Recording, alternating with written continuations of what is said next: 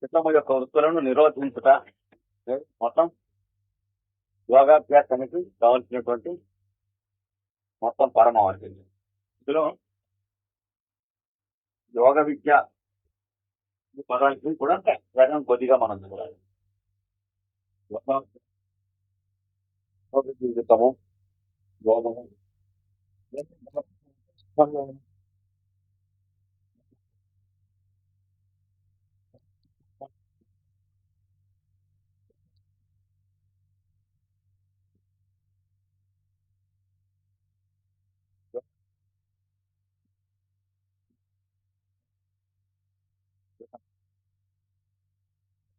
నిరోధానికి కావలసిన అభ్యాసం అనేది ఏం చేయాలో మరి ఆ అభ్యాసం 8 అంగములతో కూడి ఉంది. అది తర్వాత చెప్పబడుతుంది. యమము, నియమము, ఆసనము, ప్రాణాయామము, ప్రత్యాహారము, ధారణము, ధ్యానము, సమాధి. ఇందులో ఎక్కువ భాగం మన దినచర్య 24 గంటలు మనం జీవించే జీవిత వైఖరికి సంబంధించి ఉంటాయి తప్ప ఏదో కొంతసేపు మనం చేసేటువంటి ప్రాక్టీస్ కు సంబంధించి ఉండవు.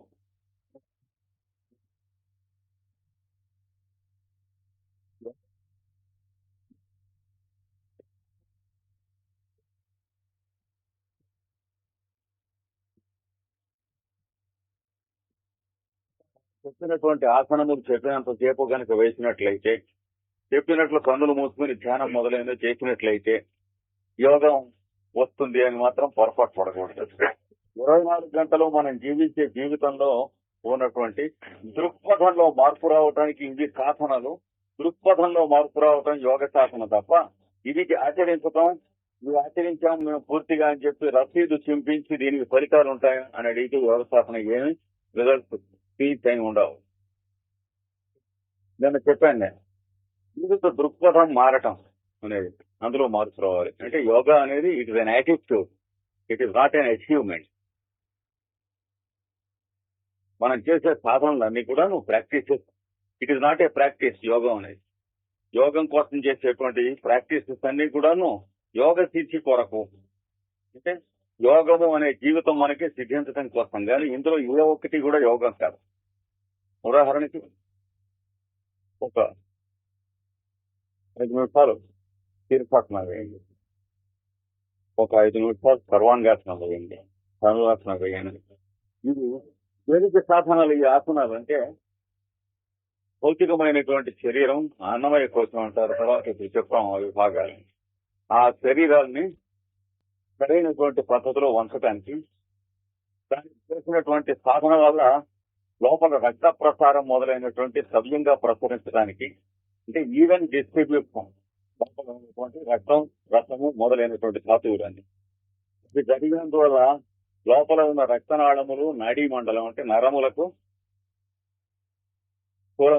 మూలములైనటువంటి వాటిలలో వచ్చిన ఎగుడు దిగుళ్ళు ఏవైనా ఉన్నట్లయితే అవి సర్దుబాట్లు అయిపోయి అవి సవ్యమైనటువంటి మార్గంలో నడవటం. శరీరంలో ఉన్నటువంటి భౌతిక ద్రవ్యంలో దాంట్లోంచి అన్నమయ కోశంలో ఉన్నటువంటి శక్తి, ప్రాణం అనేటువంటిది సరైనటువంటి కనెక్షన్స్ ఇస్తే ఎలక్ట్రిక్ వైర్స్ లోంచి కరెంట్ ఎలా ఫ్లో అవుతుందో వరకు మాత్రమే అనేటువంటి వాటివి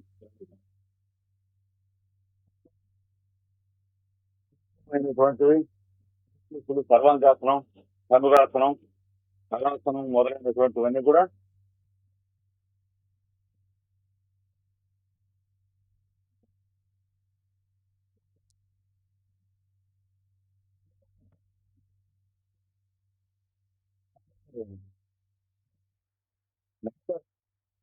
ఫోర్స్ అని మన శరీరంలో ఉన్నాయి.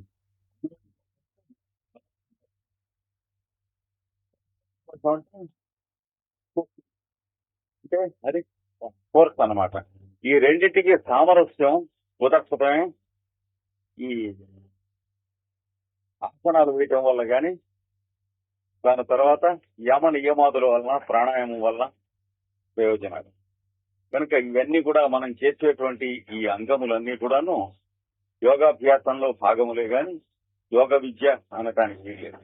యోగాభ్యాసం మనం చేసిన తర్వాత 8 అంగములు మనం ప్రాక్టీస్ చేస్తూ ఉండటంలో మనకు తెలిసేది ఏమిటంటే మనం 24 గంటలు జీవిస్తూ ఉన్నప్పుడు ఇతరులతో మనకు కలిగినటువంటి సంబంధములు ఏవైతే ఉన్నాయో వాటికి సంబంధించి మనం ఏ విధంగా మెలుగుతున్నాం, ఏ విధంగా ప్రవర్తిస్తున్నాం, దానికి యోగాభ్యాసం అని అనాలి కానీ అందులో ఉన్న ఏ ఒక్క భాగానికి యోగాభ్యాసం అని అనరాదు.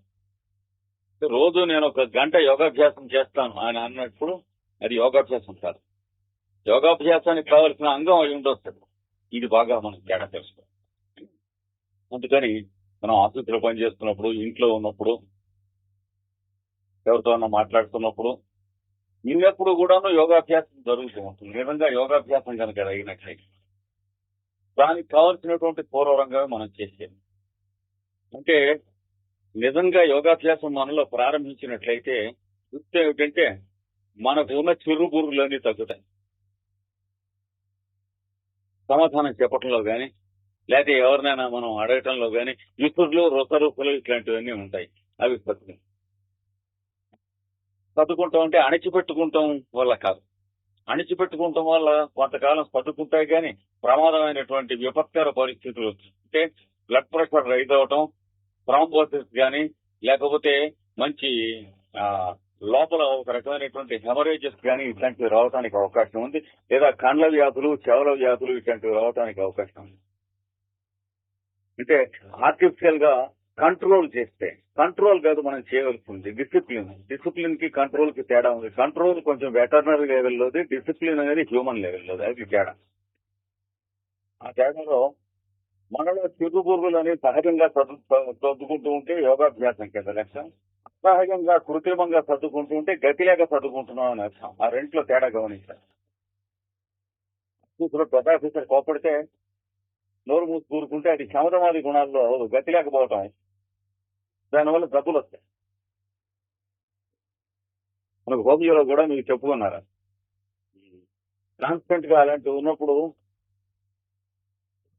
లక్షణాలు కానీ ఫాస్ఫరస్ లక్షణాలు కానీ వస్తాయని చెప్పుకున్నాను. వ్యాధిగ్రస్తులం అవుతాం.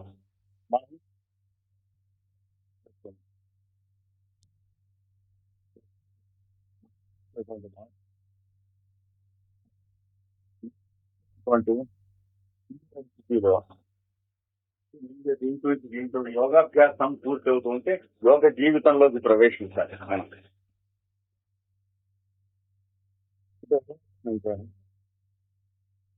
ఇవాళ ఇప్పుడు ఈ పూటకు మనకి ఏం కావాలి అనుకున్నప్పుడు ఓటు కావాలి, ప్రాక్టీస్ కావాలి. మనం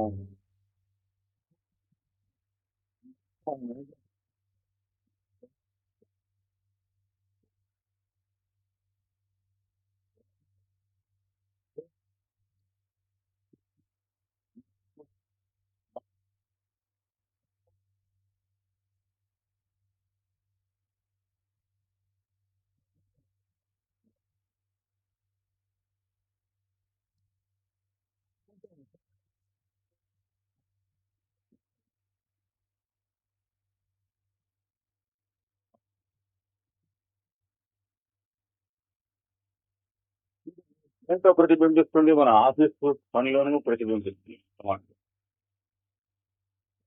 మనం కూర్చున్నా, మనం ఏం చేయడానికి వెళ్ళి కూర్చున్నాం, దాని సాధన సంపత్తి మొత్తం అగ్గిపెట్టు, అగ్గిపుల్ల దగ్గర నుంచి కూడా మళ్ళీ మర్చిపోయానే అనేటువంటిది ఉండకుండా ఉండేటువంటి స్థితి రావాలి. సృష్టికర్త ఈ సృష్టి చేసేటప్పుడు అలా చేస్తాడు. ఇది మర్చిపోయాను అంటే వాడి సృష్టి గ్రహణం వరకేలాగా ఉంటుంది. జీవరాశుల సృష్టి మామూలుగా మనందరం రాం, తలవు కాస్త ఒకటి ముక్కు చెక్కు మర్చిపోయి, ఒకటి కన్ను మర్చిపోయి మనందరం చేసిన పనులాగే ఉంటాయి. వాడి పనులు అలాగే ఎవు గనక వాడి దృక్పథం ఎలా ఉందో దృక్పథానికి దగ్గరగా వస్తూ ఉంటుంది అనమాట. దృక్పథంగా దగ్గరగా రావడానికి కావాల్సినటువంటి ట్రైనింగ్, డిసిప్లిన్ మన దగ్గర లేకపోవడం వల్లే ఒకరి మీద ఒకరికి కోపాలు, చిరాకులు, భర్తని భార్య అర్థం చేసుకోలేకపోవడం, ఒకరి మీద ఒకరు పశువులలో ప్రవర్తించడం, ఇవన్నీ చేస్తూ ఉంటాం. ఎందుకని అక్కడ లోపం ఉన్నందువల్ల ఇక్కడ వస్తాయి. ఇంట్లో ఒకళ్ళ మీద ఒకళ్ళు చాలా టెన్షన్ మీద ఉంటాం. ఖరీదక్కర్ లేకుండా డబ్బులు కొనుక్కొచ్చుకుంటాం. ఏదైనా వస్తువులు కావాలంటే డబ్బులు పెట్టి కొనుక్కొచ్చుకోవాలి. ఇవి అక్కర్లేదు, అదనంగా కొనుక్కొచ్చుకుంటాం. ఇవన్నీ పోతాయి. తర్వాత మన వాళ్ళు చెబుతారు వర్షార్థం వస్తావు రేటేత మాట. వర్షాకాలంలో కావాల్సిన వస్తువులకి మిగతా 8 మాసాలు ప్రయత్నం చేయండి. లేకపోతే ఏమవుతుంది, పచ్చికెక్కలు పొయ్యిలో పెట్టుకుంటాము, పొగ కళ్ళలోకి రావటము, చివరికి మరి బియ్యం లేకపోతే ఆ ముద్దకి పోయినటువంటిదో పిండాకుడు అంటే అది తింటాం వస్తుంది. జీవితం అంతా అలాగే ఉంటాం. ఇవాళ కావాల్సినటువంటి పనికి దానికి నిన్న పని చేసుకోగలుగుతాం అనేది రాదు.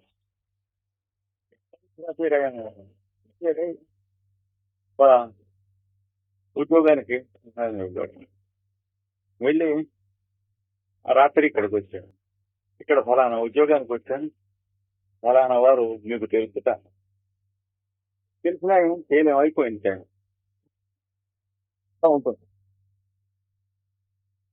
మీరు నాకు తెలుసు అనుకోండి, మీ చేతిలో ఒక వస్తువు ఉంది, ఇప్పుడు మీ దగ్గర వస్తువు ఇప్పించుకుని ఎవరైనా నా దగ్గరికి వచ్చినా ఏంటి అలా తడవులాటగా ఉంటుంది అనమాట జీవితంలో. అలాగే ఇంట్లో ఏమైనా వస్తువులు కొంచెం చెడిపోయినావు అనుకోండి, ఆ లైట్ వెలగటం లేదు.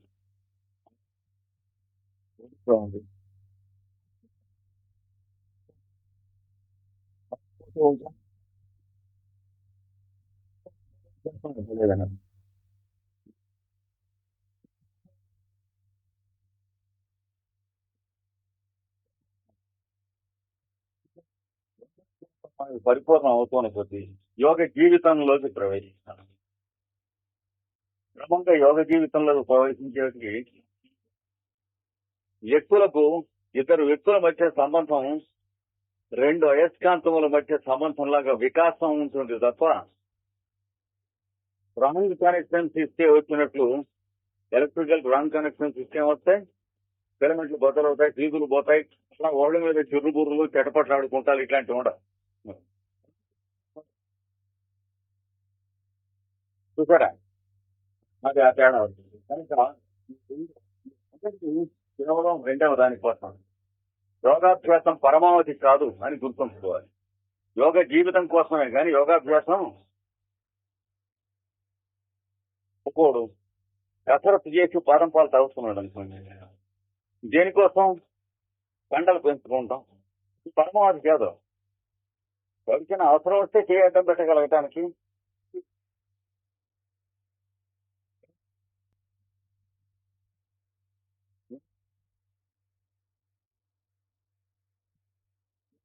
పాలు తాగగలను చూడు, నేను ఎన్ని దండాలు చేయగలను చూడు అనేది పరమావధి కాదు. అది మీన్స్ని ఎంట కింద కూలిసుకోమని డిసైడ్ చేసుకోవాలి.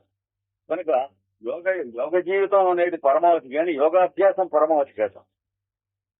యోగాభ్యాసం వల్ల యోగ జీవితం వస్తుంది. యోగ జీవితం వల్ల ఏమవుతుంది, అంతర్యామిత్వంలో జీవితం వస్తుంది. అత్యధికంగా అంటే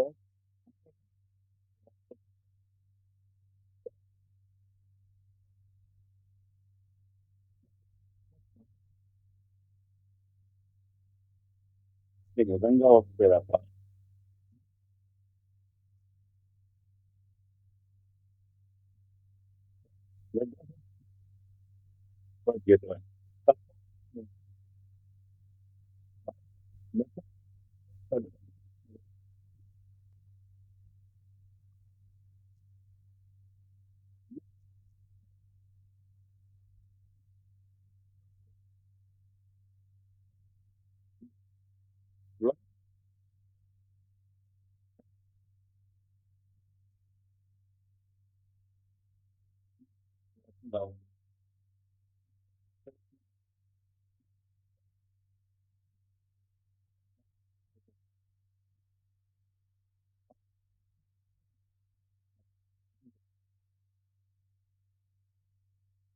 యోగ అనుశాసనం ఉన్నాడు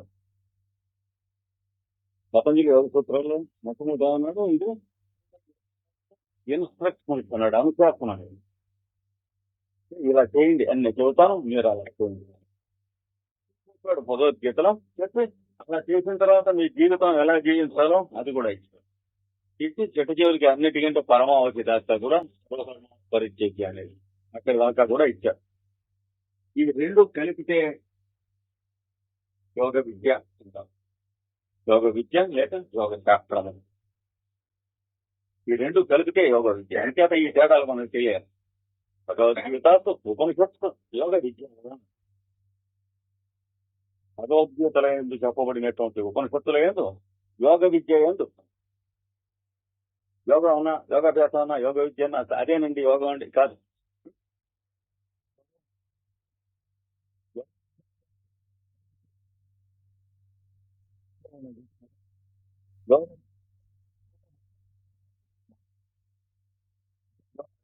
జీవితం ప్రతిబింబించడం అది యోగ జీవితం.